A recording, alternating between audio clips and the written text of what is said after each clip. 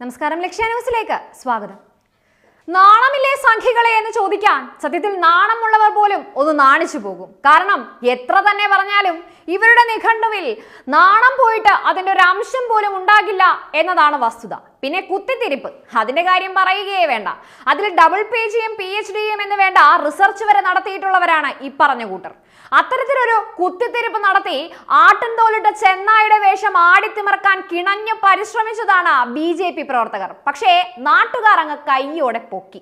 ആര് പറഞ്ഞു പാകിസ്ഥാൻ സിന്ദാബാദ് എന്ന് വിളിക്കുന്നത് ഇന്നാട്ടിലെ ന്യൂനപക്ഷങ്ങളാണെന്ന്, അല്ലെങ്കിൽ മുസ്ലിം ലീഗുകാരാണെന്ന്? അവരെക്കാൾ ഉറക്കെ ആഞ്ഞാഞ്ഞ് വിളിക്കാൻ ഇവിടെ മറ്റു ചിലരുണ്ട്. ഒരുപക്ഷെ ദേശസ്നേഹികൾ എന്ന ആട്ടിൻ തോലിട്ടവർ തന്നെ. ആദ്യം പറഞ്ഞതുപോലെ കുത്തിത്തിരിപ്പിനും നാണമില്ലായ്മയ്ക്കും പേര് കേട്ടവർ, അതെ, സംഘികൾ തന്നെ. അങ്ങനെയെങ്കിൽ ആദ്യം പാകിസ്ഥാനിലേക്ക് അയക്കേണ്ടതും ചന്ദ്രനിലേക്ക് പറഞ്ഞയക്കേണ്ടതും നിങ്ങളെയൊക്കെ തന്നെയാണോ സംഘികീടങ്ങളെ?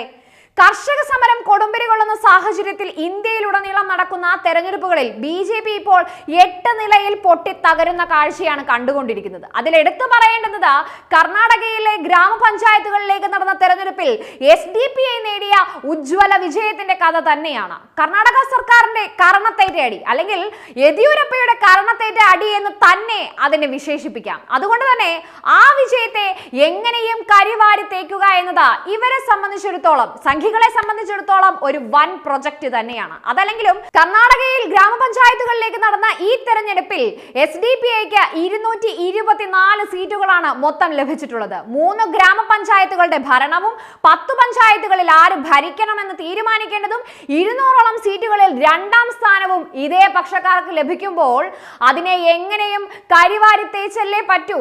അതിന്റെ ഭാഗമെന്നോണം തന്നെയാണ് ദിഗന്ധങ്ങൾ മുഴങ്ങുമാറ് പാകിസ്ഥാൻ സിന്ദാബാദ് എന്ന് വിളിച്ച് അത് SDPI പ്രവർത്തകരുടെ തലയിൽ കെട്ടിവെക്കാൻ ഈ സംഘികൾ ശ്രമിച്ചതും.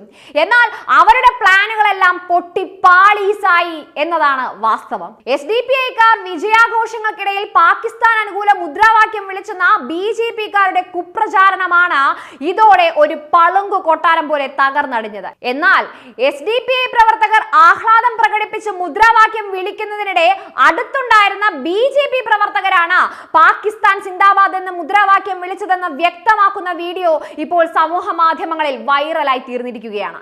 ഈ വ്യാജ പ്രചരണത്തിന്റെ ഭാഗമായി കർണാടക പോലീസ് ഏകദേശം 3ഓളം SDPI പ്രവർത്തകരെ അറസ്റ്റ് ചെയ്യുകയും ചെയ്തിരുന്നു. ഡിസംബർ 30-ന് കർണാടകയിലെ ഉജായിരിൽ നിന്നും അറസ്റ്റ് ചെയ്ത ഈ നേതാക്കൾക്കെതിരെ രാജ്യദ്രോഹ കുറ്റമാണ് യെദ്യൂരപ്പ സർക്കാരിന്റെ പോലീസ് ചുമത്തിയത്.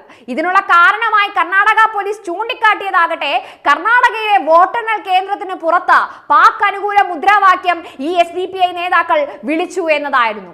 ഇതിനിടയിൽ മുട്ടനാടുകൾ കൂട്ടിയിടിക്കുന്നത് മാറി നിന്ന് കണ്ട് ചോര കുടിക്കാമെന്ന് ആഗ്രഹിച്ച സംഘികൾക്ക് പക്ഷേ 8ന്റെ പണി വണ്ടി വിളിച്ചെത്തിയത് നൂതൻ നിഷ് എന്ന യൂട്യൂബ് അക്കൗണ്ടിൽ നിന്നും 3 ദിവസം മുൻപ് അപ്ലോഡ് ചെയ്ത 3.05 സെക്കൻഡ് ദൈർഘ്യമുള്ള വീഡിയോ വഴിയാണ്. സെക്കൻഡുകൾ മാത്രം ദൈർഘ്യമുള്ള ആ വീഡിയോ അതോടെ BJP സംഘികളുടെ എല്ലാ കള്ളികളും വെളിച്ചു താക്കി എന്ന് പറയുന്നതാവും സത്യം. പാകിസ്ഥാൻ സിന്ദാബാദ് എന്ന മുദ്രാവാക്യം വിളിച്ചത് സത്യത്തിൽ SDPI പ്രവർത്തകരല്ല, മറിച്ച് BJP പ്രവർത്തകരാണെന്ന നഗ്ന സത്യം ആ വീഡിയോ വഴി പുറം ലോകമറിഞ്ഞു.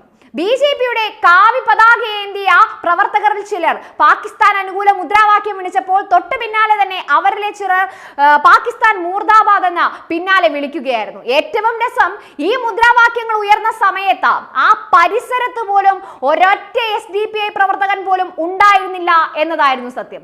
കർണാടക പോലീസിനെ കൊണ്ട് ഭരണപക്ഷ പാർട്ടിയായ BJP വാസ്തവത്തിൽ അവിടെ SDPI നേതാക്കൾക്കെതിരെ കള്ളക്കേസായിരുന്നു എടുപ്പിച്ചത്. ഇതോടെ സത്യം വെളിച്ചം കണ്ടതോടെ കർണാടകയിൽ ആകെ കീഴ്മേൽ മറഞ്ഞിരിക്കുകയാണ് കാര്യങ്ങൾ. ദേശവിരുദ്ധ മുദ്രാവാക്യം ഉയർത്തിയ സംഘികീടങ്ങൾക്കെതിരെ കേസെടുക്കണമെന്നതാണ് അവിടെ ഇപ്പോൾ ഉയർന്നു വരുന്ന ആവശ്യം. സത്യത്തിൽ ഇവിടെ ദേശവിരുദ്ധർ എന്ന ചാപ്പ കുത്തേണ്ടത്, ഈ നാട്ടിൽ ചാപ്പ കുത്തേണ്ടത് പാകിസ്ഥാനിലേക്കും അഫ്ഗാനിസ്ഥാനിലേക്കും ഒക്കെ ആദ്യമേ തന്നെ നാട് കടത്തേണ്ടത് ഇന്നാട്ടിലെ ന്യൂനപക്ഷങ്ങളെ അല്ല കേന്ദ്ര സർക്കാരെ. പകല് മുഴുവൻ ദേശീയതയെ പറ്റി വാതോരാതെ സംസാരിച്ച് ഇരുളിന്റെ മറവിൽ ഒരു ഉളുപ്പുമില്ലാതെ, ഒരു വിമുഖത പോലും ഇല്ലാതെ ശത്രു രാജ്യത്തിന് വേണ്ടി ജയ് വിളിക്കുന്ന നിങ്ങൾക്കിടയിലുള്ള ഇവരെ പോലെയുള്ള സംഘികീടങ്ങളെ തന്നെയാണ്. കഷ്ടം തന്നെ സംഘികളെ. അപ്പോൾ ഇതായിരുന്നു നിങ്ങൾ പറഞ്ഞ രാജ്യസ്നേഹം അല്ലേ? കൊള്ളാം, നല്ല രാജ്യസ്നേഹം തന്നെ.